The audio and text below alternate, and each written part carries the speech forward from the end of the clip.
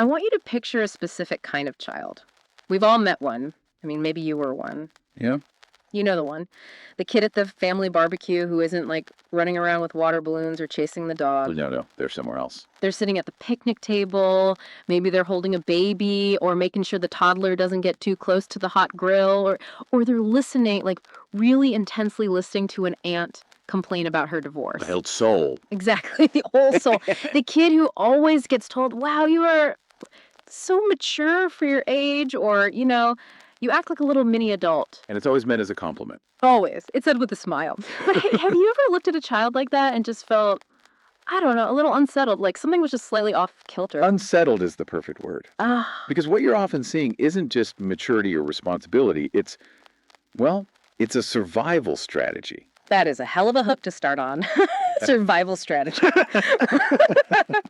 Okay, because today we are diving into a topic that really reframes that whole good kid behavior into something way more complex and, frankly, kind of heartbreaking. We're talking about parentification. Parentification. It's a concept that's been in the psychological literature for decades. Yeah. But it's only, I'd say, recently started to break into the mainstream conversation. And it's so important that we talk about it because this is not just about kids doing chores. Not at all. Right. And I want to be really clear about our mission for this deep dive.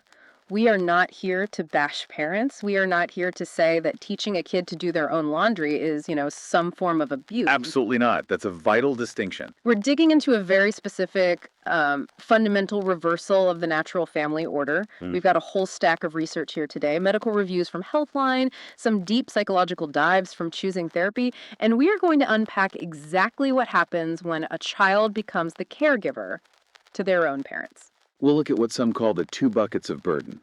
We'll explore the myth of malice, which really gets at the question of why good, loving parents do this, and then, of course, the long-term ripple effects on the adult that child eventually becomes. Because that's the real kicker, isn't it? The little parent grows up, and often they grow up into a very, very specific type of adult.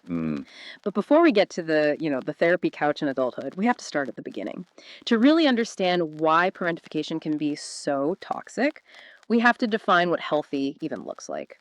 Because I'll be honest, sometimes I look at modern parenting and I think, are we just spoiling kids? Is the natural order really that the kid does nothing and the parent does everything? And that's such a valid pushback. I think a lot of people feel that way. But if we look at it through the lens of developmental psychology, it's about the flow. In a healthy, functional dynamic, the flow of resources is vertical. It goes down. Down, from parent to child. The parent gives and the child receives. Okay, but when you say resources, my mind immediately goes to money, like an allowance. Well, it includes money, sure. Food, shelter, the practical things. Yeah. But the most important resources are the invisible ones. Emotional stability, safety, structure. A container. The parent provides a container. Right. Exactly.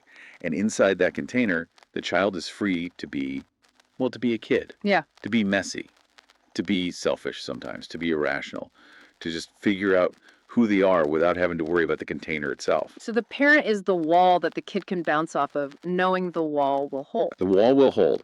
The parent absorbs the stress of the outside world, the bills, the marital issues, the existential dread, so the child doesn't have to. Parentification is what happens when that flow reverses. And the flow goes up. The flow goes up. The parent begins to pull resources from the child. The child becomes the container for the parent. The little parent. Yes. The child learns very quickly that in order to be safe or to be loved, or maybe just to keep the house from completely imploding, they must be the one to provide the stability. They stop bouncing off the walls, to use your metaphor, because they're too busy holding the walls up. That is such a vivid image, holding the walls up. Okay, so the research we're looking at today breaks this down into 2 main categories, or as you called them, buckets. And I think this is where a lot of people get confused, so it's a good place to start. It is. There's the doing, and then there's the feeling. Right. The clinical terms you'll see are instrumental parentification and emotional parentification. Let's start with instrumental. This is the practical stuff, the doing. And this is where I really need you to help me find the line. Because the definition is taking on practical tasks that are not age appropriate. But my dad grew up on a farm. He was driving a tractor when he was 12. My grandmother was cooking for her whole family at 10. Were they parentified? Or were they just, farm kids from a different era? That is the classic gray area, and it's so crucial we don't start pathologizing normal contribution to a family. Context is everything. In that farm setting you described, driving the tractor is a rite of passage. It's skill building. It's part of the community norm. It's contributing to the family unit. So what's the actual difference then between that kind of chore and instrumental parentification? How do you tell? The difference is the weight of the consequence. It's the anxiety attached. Let's take your dad. If he forgot to drive the tractor one morning or just decided he didn't want to, what would have happened? Well, my grandpa would have yelled at him probably and then just gone and done it himself. Exactly. The family wouldn't starve that week. The farm wouldn't collapse. Now, in a situation of instrumental parentification, the child is often the linchpin of the household's actual survival. So it's not just a task, it's a responsibility that feels life or death almost.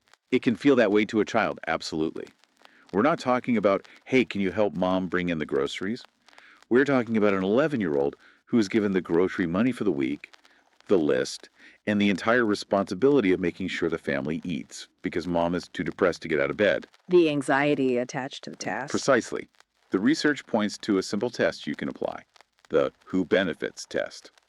Is the task teaching the child a skill, building their confidence, making them feel like a capable part of the team? In that case, the child benefits. Or is the task primarily relieving the parent's stress or abdicating a fundamental parental duty? In which case, the parent benefits the child's expense. That's when you cross the line from chore to parentification. Okay, let's get a bit more specific. What are some of the other examples from the source material? What does this look like in a modern household? It can be paying bills.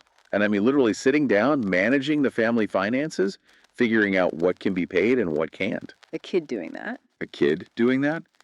It can be serving as the primary caregiver for younger siblings. And again, I don't just mean babysitting on a Friday night so the parents can go on a date. You mean the day-to-day? I mean getting the toddler up, dressed, fed, walked to school, picked up, and put to bed every single day because the parent isn't functioning.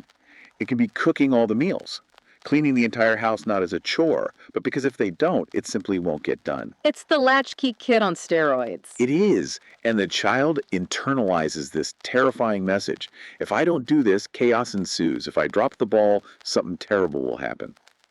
That is a massive, massive burden for a developing brain to carry. Okay, so that's the physical side of it, doing, the instrumental. But now we have to move to the second bucket, which all the research suggests is actually more damaging, even though it's completely invisible. Emotional parentification. The feeling bucket. And yes, you're right. Study after study consistently shows this has longer lasting, more severe negative impacts on adult mental health. This is when the child is drafted into the role of the parent's confidant, their therapist, or sometimes even their romantic substitute. Okay, romantic substitute sounds pretty creepy. And we should be clear, it's not usually sexual in nature. The clinical term is often spossification. It's when a parent, often after a divorce or in an unhappy marriage, starts treating the child like their partner. How so? They vent to the child about the other parent. Your father is such a jerk, let me tell you what he did today. Or they lean on the child for emotional support they should be getting from other adults. I'm so lonely. You're the only one who really understands me. I feel like I see this all the time, especially on social media. The best friend dynamic. You know, oh, my daughter's my best friend. We tell each other everything. And that sounds so sweet on an Instagram caption, doesn't it? But in reality, it's really dangerous. A child should not be their parent's best friend. Why not? That seems counterintuitive. Because a best friendship implies a peer level equality. It implies mutual support. It's a two-way street. But a child cannot and should not be expected to support the full weight of a parent's emotional life. The street is only meant to go one way. There was a specific scenario in the Healthline article that really, it just gutted me. They called it the birthday scenario. Can we walk through that? Because I feel like it perfectly illustrates how subtle and insidious this can be. It's a devastating example because it's so common in various forms. So, okay, picture this. It's a child's birthday. Maybe they're turning 9 years old, and the parent forgets. Just completely drops the ball. No cake, no presents, nothing. Which is awful, obviously, but parents are human. People get busy, they get stressed, people forget things. Right. And in a healthy, functional dynamic, the parent realizes their mistake. They are horrified. They get down on the child's level. They hug them. They apologize profusely. I am so sorry. I messed up. This is my fault. I love you, and I am going to make this right. So the parent holds the child's disappointment. They hold the child's feelings. The focus is entirely on the child's experience of being hurt. Okay, so what happens in the parentified version? In an emotional parentification dynamic, the parent realizes they forgot. The child looks sad, and instead of comforting the child, the parent snaps. The parent dissolves into tears. Oh my God, I'm the worst mother in the world. You must hate me. I'm just under so much pressure at work, and my boss is screaming at me, and I have this horrible migraine, and nobody ever helps me around here. Whoa. So suddenly the child's forgotten birthday is gone. Now it's all about the parent's crisis. Spotlight shifts instantly and violently. And the child, who 5 seconds ago was just sad about not getting a birthday cake, now sees their parent, their source of safety and stability, completely falling apart. And their instinct is to fix it. Their instinct is survival. Children are biologically wired to need their parents to be okay. Because if the parent isn't okay, the child isn't safe. So the child does the only thing they can do. They step in. They start comforting the parent. It's okay, Mommy. Don't cry. It's fine. I didn't even want a cake anyway. I'm not hungry. You're a really good mom. So the child has to sacrifice their own reality. The reality being, I am sad and disappointed that my birthday was forgotten in order to stabilize the parent. That is the core wound of emotional parentification. The child learns a terrible lesson. My feelings don't matter. In fact, my feelings are dangerous. If I have a need, it causes my parent to fall apart, so I will stop having needs. God, that is just so heavy. And you can see exactly how that sets up a pattern for life.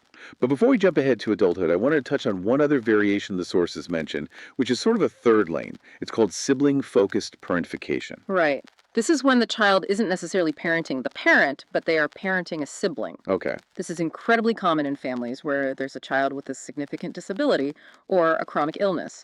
The healthy sibling is often enlisted as a co-parent. I've heard this called the glass child phenomenon too, haven't I? Because the parents are so focused on the sick kid that they almost look right through the healthy one. That's a very similar and often overlapping dynamic, yes. Yes. But the Choosing Therapy article we looked at points out a really interesting nuance here. It suggests that while parent-focused parentification is almost universally damaging, The kind we just talked about. yes, sibling-focused care is more complex. It's incredibly stressful, absolutely. But it doesn't always carry the exact same level of toxicity. Why is that? What's the difference? Well, often the little parent, in this case, develops a profound, genuinely loving bond with the sibling they care for. There's real love there. It can be reciprocal in its own way. It isn't a fundamental betrayal of the family hierarchy in the same way that parenting your own mother is. So it can actually build something positive, even though it's born from a difficult situation. It can. It can result in an incredibly tight sibling bond that lasts a lifetime. But, and this is a huge but, it still robs the caregiving child of their own developmental freedom. They're still carrying a burden that isn't theirs to carry. Right. Okay. I think we have a really solid grip now on what this is in all its forms. And I can feel the listeners probably getting a little tense, maybe thinking back on their own childhoods or looking at their own parenting. But the big question is why? Why do parents do this? Because when you describe that birthday scenario, that parent sounds, well, they sound like a narcissist. They sound like a villain. And that is the trap. It is so easy to vilify the parent. But the sources are all very clear on this point, what they call the myth of malice. The myth of malice. Most parents who parentify their children are not evil. They are not waking up in the morning and thinking, how could I traumatize my kid today? They are overwhelmed. They are often just trying to survive. It's a capacity issue, not a character issue. It's a breakdown of resources, a breakdown of support. Let's look at some of the common situational triggers. Divorce is a massive one. The classic, you're the man of the house now trope. Exactly. A father leaves. Yeah. The mother is heartbroken. She's lonely. She's financially stressed. She's overwhelmed. And she looks at her 12-year-old son and says, well, you're the man of the house now. And she probably means it to be empowering, right? Like, you're strong. She might. But what the child hears is, you are now responsible for filling the emotional and practical gap my husband left behind. That is an impossible job for a child. Or a parent dies, and the surviving parent is drowning in grief, so they check out. Emotionally, physically. Right. And the oldest child steps into that vacuum. Yeah. Not because they want to, not because they're trying to take over, but because someone has to make lunch for the little kids. Someone has to keep the lights on. There's also the factor of financial stress. We talked about instrumental parentification, but this links directly to what some call money anxiety. Oh, this is a huge one. This is when parents, often with good intentions, treat their children as financial confidants. They say things like, I just don't know how we're going to pay rent this month, or the electricity bill is so high we might have to. But you're just being honest with your kid, right? But you're giving them a problem they have zero power to solve. A child can't get a second job to cover the rent. So what happens? The child is filled with a terrifying, free-floating anxiety. They start hoarding their $5 allowance. They stop telling their parents when their shoes have holes in them because they don't want to be another burden. They start trying to manage the parents' anxiety instead of just being a kid. They do. Now, I want to spend a moment on one trigger that the sources highlight, because I think it's something people outside of immigrant communities maybe don't fully grasp the weight of. And that's the immigration experience. The language broker. The language broker. Exactly. It's a profound and really complex experience. Imagine you are 8 years old. You are the first person in your family to become fluent in English. Your parents are brilliant, capable, respected adults in their home culture. But here, in this new country, they are suddenly navigating a system they don't understand in a language they don't speak. So the 8-year-old becomes the family's interface with the world. But think about what that actually looks like on a Tuesday afternoon. It's not just ordering for everyone at a restaurant. It's being 8 years old, holding a telephone receiver that's like as big as your head, Yeah.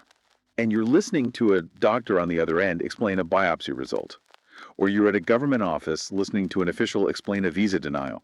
Or you're reading a letter from the landlord about an eviction. And the kid has to translate that. Mom, Dad, the doctor says. They have to take in this scary, complex adult information, process it in their little 8-year-old brain, and then deliver it to their parents, who are looking at them with a mixture of pride and desperation. They're seeing their parents in a position of complete vulnerability and dependence. The power dynamic totally flips. The hierarchy is inverted. The child has the knowledge, the power. The parent is dependent on the child to survive in this new society. That is a form of structural, systemic parentification that is incredibly common. And then, of course, there's the more, clinical category of parental impairment. Things like addiction or severe mental illness. This is the most severe end of the spectrum, for sure. If a parent is an alcoholic or addicted to drugs, the child becomes the crisis manager. They become the secret keeper. What does that look like? It looks like cleaning up the mess before the other parent gets home. It looks like hiding the bottles from view. It looks like making excuses to teachers about why homework isn't done. It looks like making sure the neighbors don't know what's really going on behind closed doors. They are managing a rolling crisis every single day. And often this is generational, isn't it? The sources talk about intergenerational trauma. Almost always. This is a key point. Parents who parentify their kids were more often than not parentified themselves. They literally do not know what a healthy boundary looks like because they never had one. Yeah. They don't know what a childhood is supposed to feel like. So they're just repeating the only pattern they know. They are reenacting the only version of love and family they've ever experienced, one that is enmeshed, codependent, and where love is conditional on being useful. Okay, so we have these kids living in these intense pressure cookers. But here's the thing that makes this whole issue so tricky to spot from the outside. Mm-hmm. Often these kids look great. That's the tragedy of it, isn't it? The mature facade. Teachers love them. Oh, Sarah, such a delight. She's so organized. She's so helpful. They don't cause trouble. Why not? Because causing trouble would risk upsetting the incredibly fragile emotional balance at home. They can't afford to have a problem at school because they're already dealing with so many problems at home. So they become little perfectionists, people pleasers. But inside, what's going on inside? Inside, they're burning out. Let's talk about the biological toll of this for a second, the invisible wounds. The Healthline review we looked at talks a lot about somatic symptoms. This is the body keeps the score idea. Exactly that. When a child is constantly forced to suppress their emotions, when they have to swallow that cry at the forgotten birthday party, that emotional energy doesn't just disappear into thin air. It goes into the body. And it shows up as physical illness. It manifests physically. These kids often have chronic stomach aches, migraines, unexplained digestive issues, irritable bowel syndrome. Why the stomach specifically? Is there a biological reason for that? There is. It's all about the vagus nerve and the gut-brain axis. When you are in a constant state of fight or flight, which these kids are because they are hypervigilant to their parents' moods, your body floods with stress hormones like cortisol. Right. That cortisol tells your body to shut down all non-essential systems like digestion in order to prepare for danger.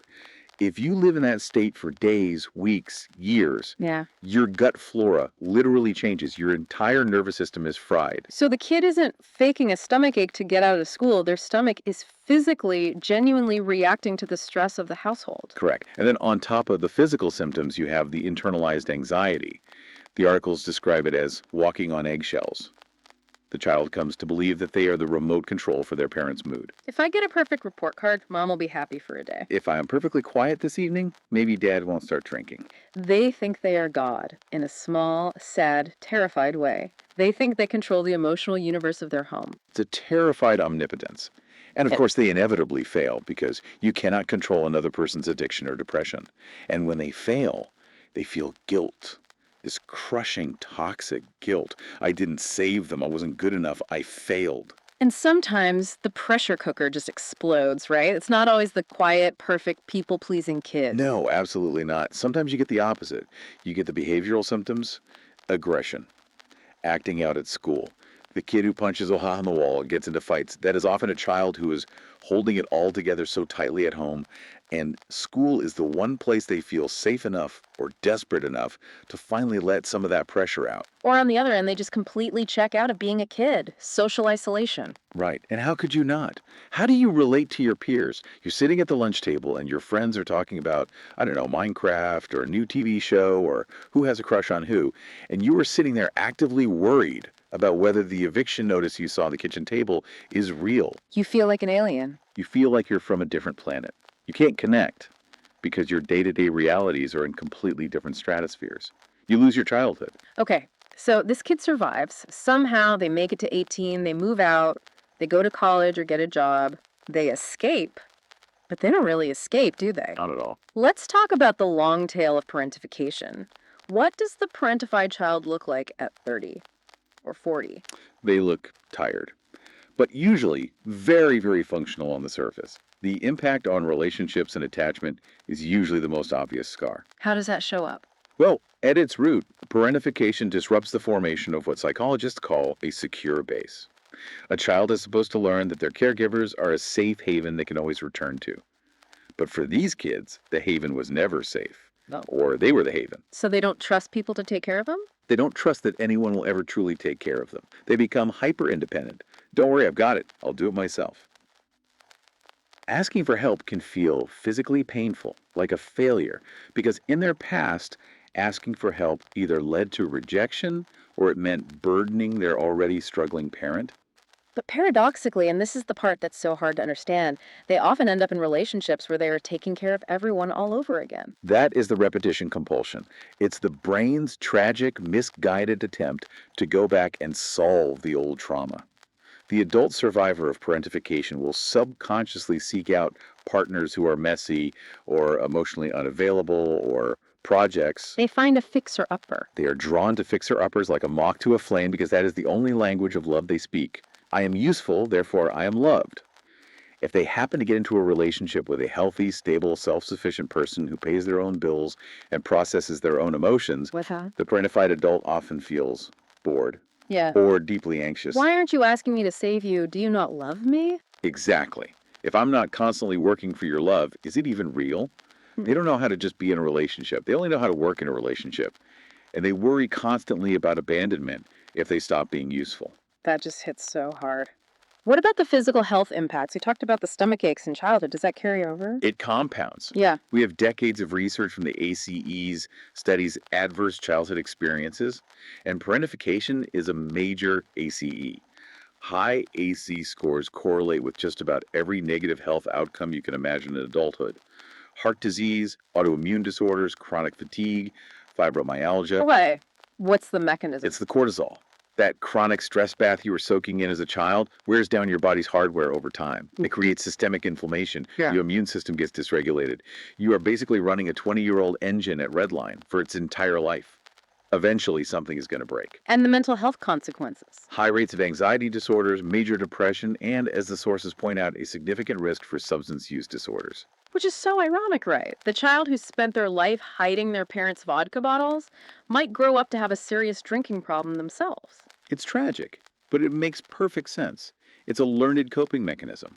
But more than that, It's a way to finally turn off that hypervigilant brain, to finally silence the noise of constantly scanning the environment for threats. There was one other specific link mentioned in the choosing therapy notes that I found fascinating, and that was with eating disorders. Yes, and this goes right back to the theme of control. If your childhood felt chaotic and out of control, if your parents' moods were unpredictable, if the finances were unstable, if you never knew what you were coming home to, food is one of the few things you can absolutely 100% control. How much you eat, what you eat, when you eat it. Precisely. Restricting food or binging and purging or controlling the shape and size of your body becomes a desperate way to create a false sense of order and safety in a world that never felt safe. It's clear that the tentacles of this reach into every single part of a person's life. But, and I want to play devil's advocate one more time here, Yeah. isn't there a flip side to any of this? I mean, these people are often incredibly competent. They're the CEOs, they're the head nurses, they are the people who just get things done. Yeah, that is the so-called silver lining, and we have to tread very, very carefully here. We never want to romanticize or justify trauma. Oh, of course not. But yes, the research does show that if the parentification wasn't overtly abusive, if there was some warmth and love in the relationship, and if the child felt seen and rewarded for their efforts, these adults often develop incredibly high caregiving self-efficacy. Meaning they're just really good at taking care of people. They're amazing at it. Mm. They're profoundly empathetic. They can read a room and sense the emotional temperature in an instant because they had to learn how to read their mom's face to survive. They are resilient. They are responsible. They're often the rock of their friend groups, the person everyone calls in a crisis. But the cost is that they don't know how to turn it off. They don't know how to be the one who needs help. Right. Their superpower is also their kryptonite. They give and give and give until they break. So, how do we stop the breaking? Let's pivot to the final and most important part of this: prevention and healing. First, for the parents who might be listening, maybe they're hearing all this and getting that horrible pit in their stomach thinking, oh no, I told my son about my stress at work just yesterday. Am I doing this? First thing is to just take a breath. Sharing your life with your kids, being human in front of them, is not the same as parentification. The antidote is not to become a perfect, emotionless robot parent. So, what is the antidote? It's boundaries and intent. Okay, so how do you define those borders? Where is the line? You need to distinguish between participating in the family and managing the family. A child can and should wash dishes. A child should not be worrying about how to pay the water bill. The big picture stuff, finances, marital problems, serious health issues, that has to stay firmly in the adult realm. And what about emotionally? That seems harder. It is harder. This is the big one. It is absolutely okay for your child to see you cry. It is okay for them to know you're sad. We don't want to raise kids who think adults don't have feelings. But you must frame it correctly. Yeah. You say, Mommy is feeling sad right now because she had a really hard day at work. But I am an adult, and I have ways to handle this. I am going to call Grandma to talk, or I'm going to take a warm bath, and I will be okay. It is not your job to fix my sadness. You identify the problem, you identify the adult solution, and you make it explicitly clear that the solution isn't the child. Perfect. You explicitly release them from the duty of care. You say, I am the big person, you are the little person, I've got this. And here's the key. Even if you don't feel like you've got this in that moment, you have to project that for them. Find another adult to fall apart with later. Okay. Now, let's talk to the adult survivors. Hmm. The people who've been nodding along this whole time and maybe tearing up a bit. You've had this realization, oh my God, I was a parentified child. What now? Do you just go confront your parents and have a huge fight? Confrontation is, well, it's tricky, and it's often very unsatisfying. The parent may be defensive, or they may not even remember it the way you do. The real lasting healing usually happens internally, not in some courtroom drama with your mom. So it starts with you. It has to. Yeah. The gold standard, of course, is therapy. Specifically forms of therapy that address developmental trauma and core belief systems like cognitive behavioral therapy, CBT, or schema therapy. And what are they actually doing in therapy? What's the goal? They are painstakingly unlearning the fundamental rule they learned as a child, the rule that I must be useful to be loved. They are learning, for the first time, how to identify their own feelings, which they've been suppressing for decades. Just answering the question, how are you feeling right now, can be terrifying for them. The outline also mentioned inner child work. And I'll be honest with you, sometimes that phrase sounds a little a little woo-woo to me. Can you make it concrete? What does that actually look like in practice? It can sound abstract, but it's actually a very powerful and practical visualization tool. The Healthline article had a great suggestion. Literally, use a photograph. Go find a picture of yourself at the age where the burden really started. Maybe you're 7 or 10. You have a little gap in your teeth. Okay, I can picture it. I've got the photo. Put on your bathroom mirror or on your desk and look at that kid every day. Look at their messy hair and their little t-shirt with a cartoon on it. And ask yourself, would you hand that child a stack of unpaid bills? Would you tell that child all about your disastrous, messy dating life? Would you make them your therapist? No, of course not. You'd give them a juice box and tell them to go play outside. Exactly. And that feeling right there, that dissonance, that protective instinct you feel toward that little kid in the photo, that is the beginning of compassion for yourself. That's the start of healing, the realization that that child deserved to be a child. And you can write a letter to that child, right? I've heard of that. Yes. It's a very common therapeutic exercise. You write a letter to that little kid, Right. and you say all the things you desperately needed to hear back then.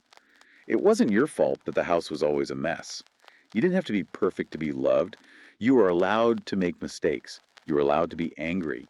It's about reparenting yourself, giving yourself the validation and compassion you never received. And then comes the really hard work of taking that into the present day, of reimagining relationships. And that all comes down to one word: boundaries.